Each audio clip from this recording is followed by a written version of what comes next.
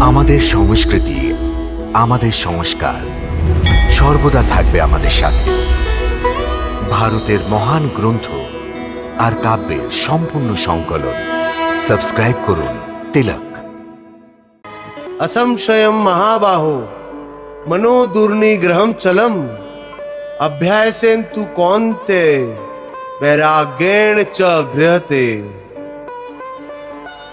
অর্থাৎ মনকে আয়ত্তে আনার জন্য ওর উপরে দুটো তলোয়ার দিয়ে প্রহার করতে হয়। একটি তলোয়ার অভ্যাসের আর দ্বিতীয় তলোয়ার বৈরাগের। অভ্যাস এবং বৈরাগ্য।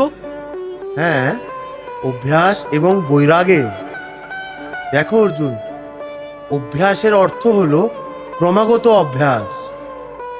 মনকে যে কোনো একটি কাজে লাগিয়ে দাও, ও ওখান থেকে পালিয়ে যাবে। ওকে ধরে আনো, ও আবার পালাবে। ওকে আবার ধরো। এরম বারবার করতে হবে।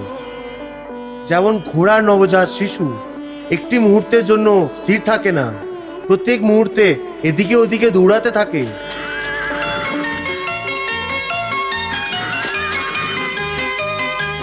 ওইভাবেও মনই প্রত্যেক মুহূর্তে এদিকে ওদিকে দৌড়াতে থাকে।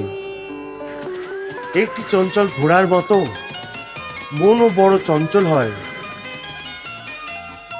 আর এই ধরনের চঞ্চল মনকে আয়ত্তে আনা ততটাই কঠিন যেমন কোনো ক্রোধী ঘোড়াকে আয়ত্তে আনা। এই ধরনের ঘোড়াকে আয়ত্তে আনার জন্য ঘোড়া চালক যত জোর লাগায়, ঘোড়া ততটাই বিরোধ করে আর বারবার মালিককেই নিচে ফেলে দেয়।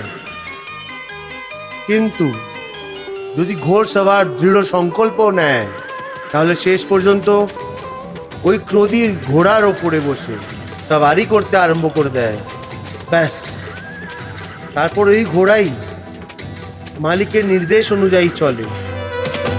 ওইভাবেই মনকেও নিয়ন্ত্রণের দড়ি দিয়ে বেঁধে বারবার নিজের রাস্তায় টেনে নেওয়া হয়। এইভাবেও শেষ পর্যন্ত নিজের স্বামীর কথা শোনা আরম্ভ করে দেয়। এটাকেই বলা হয় অভ্যাসের তলোয়ার চালানো।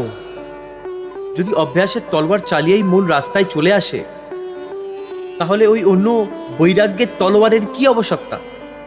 ওর প্রয়োজন এই জন্যে আছে যে একবার ঠিক রাস্তায় আসার পর মন আবার থেকে ওই পুরনো রাস্তায় না চলে যায়। কারণ ওই পুরনো রাস্তায় ইন্দ্রিয়ের বিষয়গুলি ওকে সর্বদা আকর্ষিত করতে থাকবে।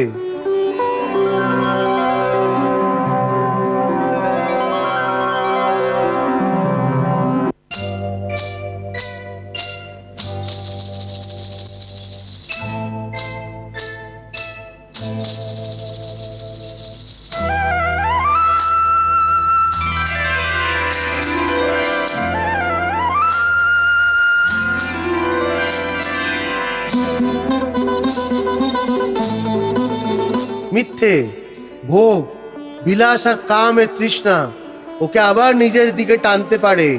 সেই জন্য মনকে এটা বোঝার প্রয়োজন আছে যে ওই সমস্ত বিষয় ভোগ মিথ্যে পার্থ, অসার আছে। যোগ মায়ার মাধ্যমে উৎপন্ন হওয়া মোহের ভ্রম। মন যখন এই সত্যিকে বুঝে যাবে, তখন আর ওর বিষয়ের প্রতি মোহ থাকবে না, বরং ও বৈরাগী হয়ে যাবে। Hare Krishna, Krishna Krishna